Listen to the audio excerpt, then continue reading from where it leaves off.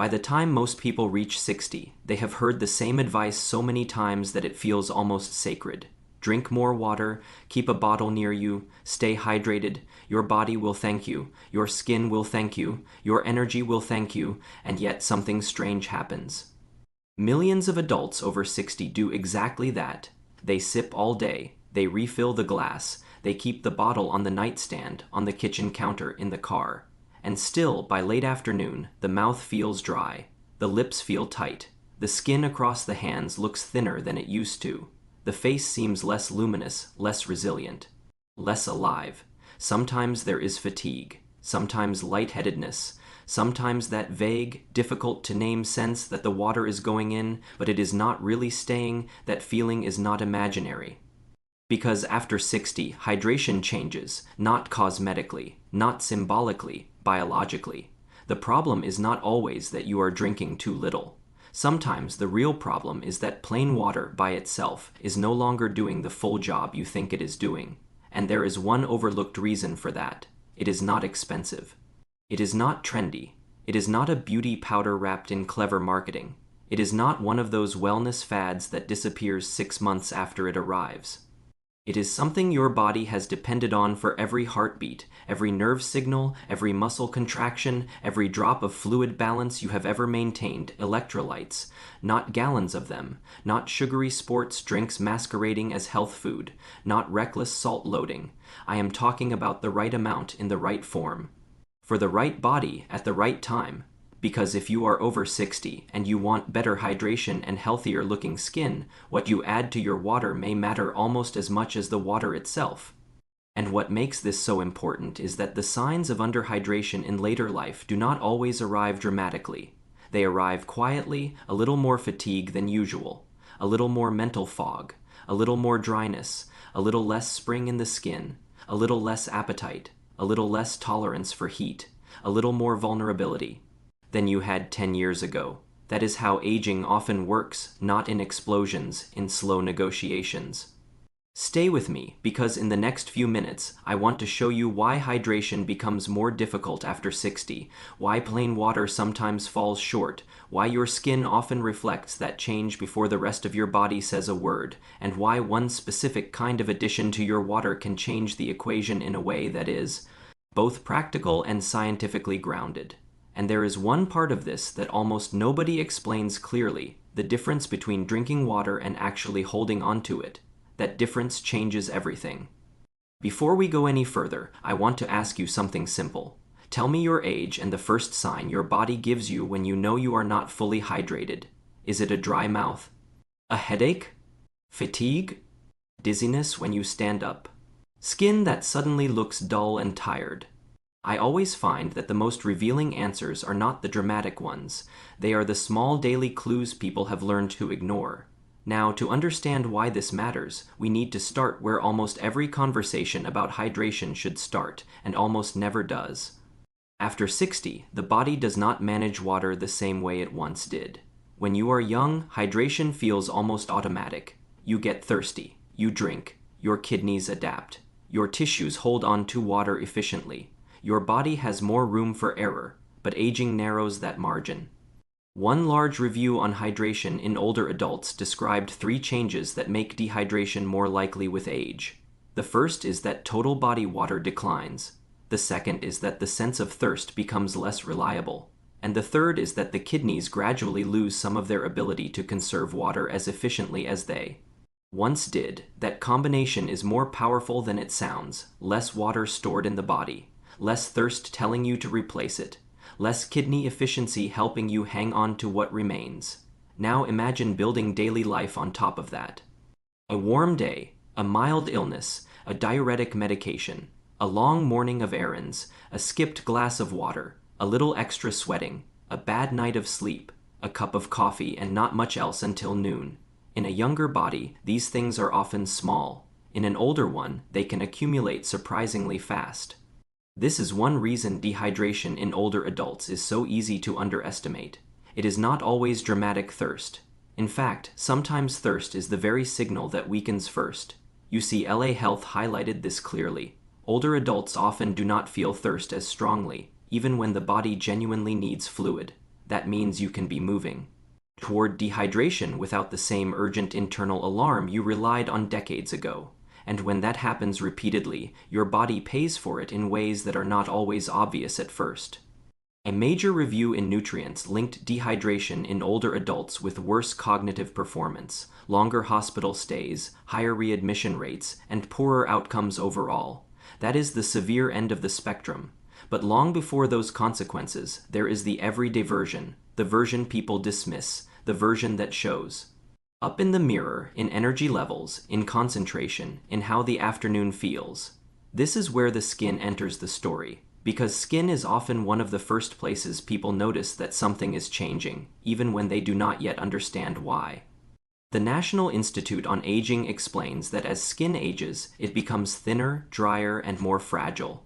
It loses some of the plumpness and smoothness it once had. Sweat and oil gland activity decline.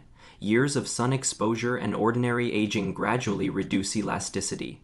The result is a surface that holds less, recovers less, and reveals more. That matters because people often use the word dry as if it means one thing, when in reality it can mean two very different problems.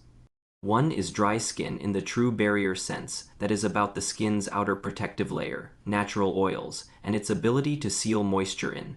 The other is dehydration, meaning insufficient water content. Those two problems can overlap, but they are not identical, and if you do not understand the distinction, you can spend years treating the wrong one. Someone can drink more water and still have dry, rough, aging skin because the skin barrier itself has changed. The NIA and dermatology guidance make this clear. Moisturizer, gentle cleansing, and avoiding overly hot water still matter tremendously. Drinking water is not a replacement for barrier care, but here is the part most people miss. The fact that water alone is not the whole answer does not mean internal hydration is irrelevant. It means internal hydration has to be effective, and that brings us to the overlooked middle ground between two bad ideas. The first bad idea is that plain water solves everything. The second is that hydration has nothing to do with how older skin looks and feels. Neither is true. Research on water intake and skin has been surprisingly nuanced. A review of hydration and health outcomes concluded that additional water intake can improve skin hydration and reduce skin dryness, especially in people whose baseline water intake was lower to begin with. A controlled study published through PubMed Central found that increasing daily water intake improved both superficial and deeper skin hydration, with the biggest benefits seen in people who were not already drinking plenty. That is important. It tells us two things at once. First, hydration can matter for skin appearance. Second, it matters most when there is something to correct. In other words, if you are already drinking adequately, force-feeding more plain water may not transform your face. But if you are chronically a little behind, better hydration can absolutely show up in how your skin looks and feels. And after 60, being a little behind is more common than many people realize. So the real question becomes this: if plain water is necessary but not always sufficient, what helps it work better? The answer lives in the intestine. That may sound far removed from the skin, but it is not. In the body, distance is deceptive. The skin reflects what the gut absorbs, what the bloodstream delivers, what the kidneys retain, and what the cells can actually use. Oral rehydration therapy, one of the simplest and most life-saving medical ideas ever discovered, is built on a basic physiological truth. Sodium and glucose help the body absorb water more effectively in the small intestine. Water does not just slosh passively through you like liquid through a pipe. Absorption is an organized biological process. Sodium moves, glucose helps carry it. Water follows. That is why properly formulated oral rehydration solutions work so well when people are dehydrated from illness. And no, I am not saying every adult over 60 needs medical rehydration packets every day of their life. What I am saying is that the principle matters far beyond severe illness, because it explains why there are moments when plain water can feel strangely unsatisfying, while a properly balanced electrolyte drink seems to reach you more deeply, more quickly, more completely. It is not magic, it is transport. This is the part of the conversation where some people immediately think, so I should just start drinking sports drinks. No. That is where many people take a correct idea and turn it into a poor habit. The goal is not sugar-heavy beverages loaded with colorings and unnecessary calories. The goal is not treating every sedentary Tuesday like a marathon. The goal is strategic hydration, not recreational sweetness. What the research supports is much more specific. Electrolyte-containing drinks can provide better hydration than water alone in certain contexts, especially when fluid balance is genuinely challenged. Illness, heat exposure, prolonged sweating, recovery after fluid loss, poor appetite, or later life patterns where plain water intake is inconsistent and thirst is blunted. A recent review of hydration strategies in older adults went so far as to note that oral rehydration solutions and some other beverages may provide superior hydration to water alone in certain circumstances. That does not mean water has failed. It means physiology has context, and if you are over 60, context matters. Now let me tell you the mistake people make right here. They hear the word electrolytes, and they picture an all-or-nothing solution. Either guzzle plain water all day, or start dumping random powders into every glass. But the body does not work well with extremes. What helps is precision. For many adults over 60, the simplest practical upgrade is one daily serving of a balanced, low-sugar electrolyte mix in water, particularly in the morning, during hot weather, after a long walk, after travel, during recovery from mild illness, or on days when appetite is low and fluid intake tends to drift downward. Not because plain water is bad, because under the right conditions, water paired with electrolytes is more likely to be retained and used efficiently. And when hydration improves, the benefits do not stop at thirst. People often notice it first in their energy, then in their mouth and lips, then in the way the afternoon no longer feels like a slow collapse, and yes, sometimes in the skin, which begins to look less flat, less creased, less tired, not younger in the childish sense, just better supplied, more alive. But before I go deeper into what kind of electrolyte mix actually makes sense, I need to say something that almost no one says clearly enough. Healthier-looking skin does not always mean more collagen, and better hydration does not mean fewer wrinkles forever. Aging skin is more complex than that. Hydration can improve skin's appearance, it can improve texture, it can improve the look of dullness and some superficial dryness, it can help the skin look less depleted. But it will not erase years of sun damage, it will not replace moisturizer, it will not override smoking, poor sleep, harsh cleansers, or an impaired skin barrier. In other words, electrolytes are not a fantasy, but they are not a miracle either. And this is precisely why they are worth trusting. Real interventions rarely promise everything. They do one important thing well. What electrolytes do well is help the body manage fluid more intelligently. That sounds less glamorous than most beauty. Marketing. It is also more useful. Now let us talk about what this looks like in practice. The word electrolytes is often used loosely, but the main players are sodium, potassium, chloride, and sometimes magnesium. These minerals help regulate fluid balance, nerve signaling, muscle function, and cellular activity. For hydration, sodium is especially important because it helps the body retain water in the right compartments, rather than letting it pass through too quickly. This is why people sometimes report that after drinking a large amount of plain water, they urinate soon afterward and still do not feel fully hydrated. The water entered the body, yes, but the retention and distribution piece was incomplete. Again, this does not mean everyone should aggressively increase sodium intake, far from it. It means the body needs balance, and balance is not the same as excess. So what kind of addition are we really talking about? For everyday use, the most sensible choice is usually a low-sugar or no added sugar electrolyte powder or tablet designed for hydration rather than performance theatrics. Something measured, something consistent, something that provides a meaningful amount of sodium and some potassium without turning the glass into a dessert. For periods of illness, vomiting, diarrhea, significant heat exposure, or clear dehydration, a standard oral rehydration solution is more appropriate than improvising at home. That matters because medical reviews have warned that inaccurate home-made mixes can be risky. Too much sugar, too little sodium, too much sodium, the wrong proportions. These are not harmless details.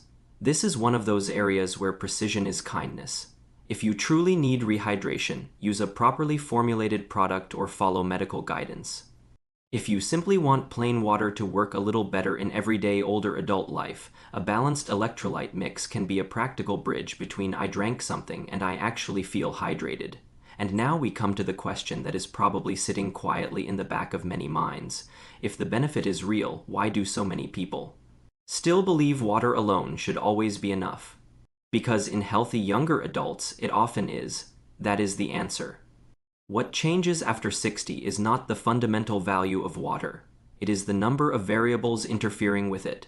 Lower body water reserves, less reliable thirst, more medications that alter fluid balance, reduced kidney concentrating ability, more chronic conditions, more heat sensitivity, more days when appetite is low and drinking gets unintentionally delayed. Add aging skin to that picture, and the issue becomes more visible.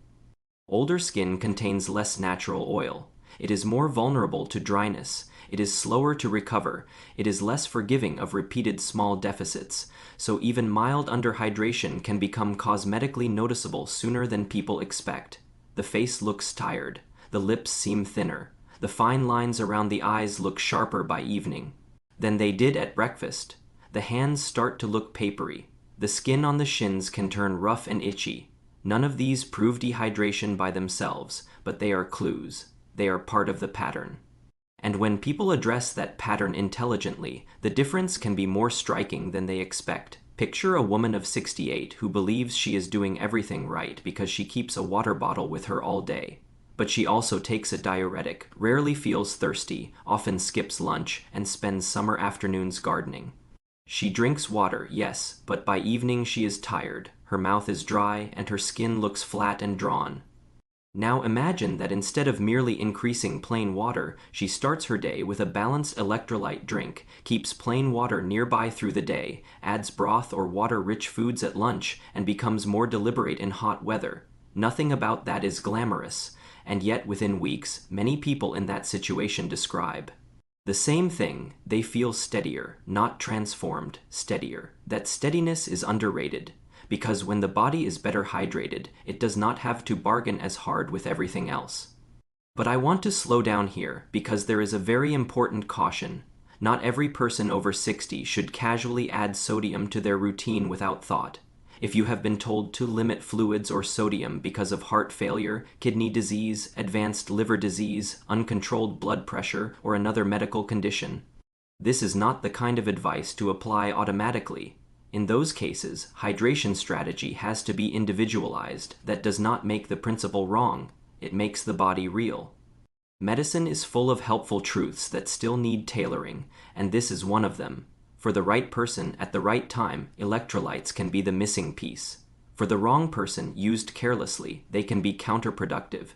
That is why nuance matters more than enthusiasm. Now, there is another layer to this that often surprises people. Sometimes the most dehydrating days are not the obviously extreme ones. They are the ordinary days with many small losses. A warm shower, a couple of cups of coffee, a long phone call, a medication that increases urination, a midday meal that is more dry than hydrating, an air-conditioned room, a brief walk outside, a little sweating, a little forgetfulness, a mild aversion to drinking late in the day because you do not want to wake up at night to use the bathroom. By evening, the deficit is there, not dramatic, accumulated. This is why routines work better than rescue.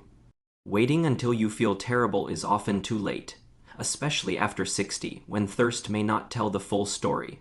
A better approach is rhythm, a hydrating start to the day, fluids with meals, plain water between meals, extra support during heat, illness, travel, or physical exertion, water-rich foods when appetite is low, moisturizer on the skin after bathing, because external hydration still matters, and electrolytes used strategically, not chaotically. That is how adults age well, not through one miracle act, but through several modest correctives working together. Still, because this conversation is ultimately about what to add to your water, I want to make the answer as practical as possible. If you are generally healthy and looking for a reasonable daily approach, choose an electrolyte product that is not overloaded with sugar, provides meaningful sodium, includes potassium, and is intended for hydration rather than high-intensity athletic performance. Use it once daily or situationally rather than indiscriminately with every glass.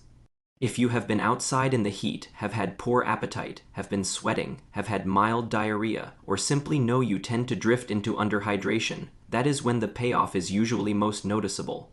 If you are sick enough to be significantly dehydrated, dizzy, confused, unable to keep fluids down, or markedly weak, then this stops being a lifestyle conversation and becomes a medical one. That distinction can protect people. Now let me tell you what not to do. Do not assume more is always better. Do not assume neon-colored sports drinks are the answer. Do not chase hydration with products so sweet they work against you. Do not mistake alcohol-free flavored beverages for a true hydration plan if they are mostly sugar and little else. Do not forget that some people need individualized fluid targets rather than generic advice. And perhaps most importantly, do not ignore the skin barrier while trying to hydrate from within. This may be the single biggest disappointment people create for themselves. They improve fluids, but still use harsh soap, very hot water, infrequent moisturizing, or irritating products. Then they conclude hydration did not work. But the skin is not a sponge sitting naked in the air, it is a barrier, and aging changes that barrier. The NIA's advice remains humble and powerful. Use moisturizers regularly, avoid overly hot bathing. Use gentler cleansing, consider a humidifier, and protect the skin from excessive sun. None of that is trendy. All of it matters. So if you want the truth in one sentence, here it is. For many adults over 60, the combination that works best is not more plain water alone. It is smarter hydration inside the body and better barrier protection outside it. That is how real improvement happens, not all at once, in concert. And because I know some people listening are wondering whether all of this is being overstated, let me ground it again in what the evidence actually says. The NIH has reported on long-term observational research linking poorer hydration markers with greater risk of chronic disease and advanced biological aging, while also emphasizing that association is not proof of direct causation. That caution matters. We should not turn every interesting study into absolute destiny. At the same time, the evidence that older adults are more vulnerable to dehydration is strong. The evidence that skin becomes drier and more fragile with age is strong. The evidence that increasing water intake can improve skin hydration in people who are not already drinking enough is meaningful, though not perfect, and the physiology behind electrolyte-assisted hydration is among the clearest things in all of medicine. When several moderate truths point in the same direction, wisdom is to pay attention, not to panic, to pay attention. And what direction are they pointing in? Toward this, if you are over 60 and plain water seems to pass through you without delivering the sense of hydration you want, a balanced electrolyte addition may help your body absorb and retain fluid more effectively, and that improved hydration may show up not only in how you feel, but in how your skin looks. That is the honest version. Now I want to spend a moment on skin specifically, because there is something emotionally important here that statistics never quite capture. Many people think what bothers them about aging skin is vanity. It often is not. It is recognition. It is the strange distance between feeling mentally present, emotionally alive, fully yourself on the inside, and then seeing a face in the mirror that looks exhausted, flattened, or depleted in a way that does not feel true to the person still living inside it. That is why simple, biologically sensible improvements matter. Not because they make you 30 again. Not because every fine line vanishes, but because they can reduce that sense of depletion. They can help the body look better supplied, better supported, more coherent, and hydration is one of the few interventions that affects how you feel and how you appear at the same time. When it is done, well, the benefits overlap. A less parched mouth, better tolerance for heat, less mid-afternoon fog, more stable energy, skin that looks less tired, lips that feel less tight, a face that no longer seems to collapse by evening. Small things, important things. This is also why the wrong conversation about aging does so much damage. We are often asked to choose between two extremes, either surrender completely or chase impossible youth. But there is a third option: support the biology you still have. That is the option I believe in. The kidneys may not conserve water as well as they once did. The thirst signal may not be as sharp. The skin barrier may not be what it was at 35. But none of that means the system is finished. It means the system asks for more skill. And sometimes that skill is as simple as understanding that your body does not need heroic amounts of water. It needs the right help using it. So what exactly is the this in the title? It is a balanced electrolyte addition. A measured, sensible, low-sugar electrolyte mix for everyday use when appropriate, and a properly formulated oral rehydration solution when true rehydration is needed. Not hype, not fantasy, just physiology working in your favor. If you take nothing else from this, remember these 4 ideas. First, after 60, dehydration becomes easier because thirst weakens, kidney function changes, and body water reserves are lower.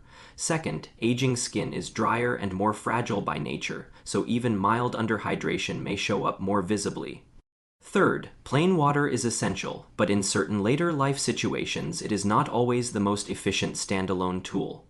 And fourth, electrolytes can help the body absorb and retain fluid more effectively, especially during illness, heat, fluid loss, low appetite, or chronic patterns of underhydration. That is the real story. And once you understand that story, the advice becomes much clearer. Drink water, yes. But if you are over 60 and you want that water to do more for you, do not think only about quantity. Think about retention. Think about timing. Think about context. Think about the quiet sophistication of a body that has carried you for decades and now asks for a little more precision than it used to. There is dignity in learning that. There is power in learning that. And there is relief in discovering that sometimes the answer is not bigger effort. It is better alignment with how the body actually works. If your skin has been feeling duller, tighter, rougher, or more fragile, if your mouth is often dry by late afternoon, if heat seems to hit you harder than it once did, if you drink plain water and still do not quite feel restored, this may be one of the simplest changes worth discussing with your physician or trying thoughtfully within your own health limits, not because it is fashionable, because it is sensible, and sensible things, done consistently, change lives more often than dramatic ones. I want to leave you with this. Aging does not only ask us to accept change, it asks us to understand it. The body at 65 is not failing because it is no longer 25. It is communicating differently. It is conserving differently. It is recovering differently. It is asking for different tools. Hydration after 60 is one of those tools, not as a slogan, as a science. And once you understand that the goal is not merely to pour water into the body, but to help the body use that water, well, you stop treating hydration like a chore and start treating it like support for your brain. Support for your energy, support for your circulation, support for your resilience, support for the skin that has lived every year of your life with you and still responds, even now, to better care. That is the part I never want people to forget. The body is still listening, and when you give it what it can use in a form it can use, it often answers more beautifully than you expected.